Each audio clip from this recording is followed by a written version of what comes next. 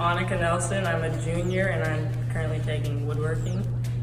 I'm Emery Hippen. I'm a sophomore and I'm taking autos. I'm Emma Behrens. I'm a junior and I'm in autos.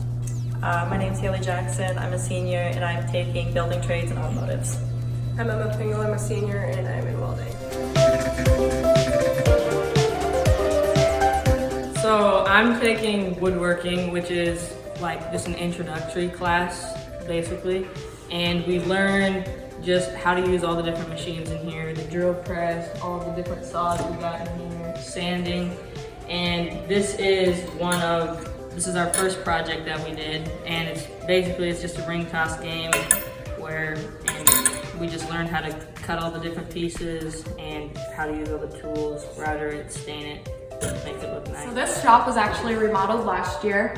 A lot of the students were in on helping remodel this shop. All these walls are freshly painted. So we repainted these walls last year. A lot of us spent like our pride times in here painting. Last year in building trades, I actually made a bunch of FFA plaques. So I used the laser engraver also, which is another thing that we have in the shop.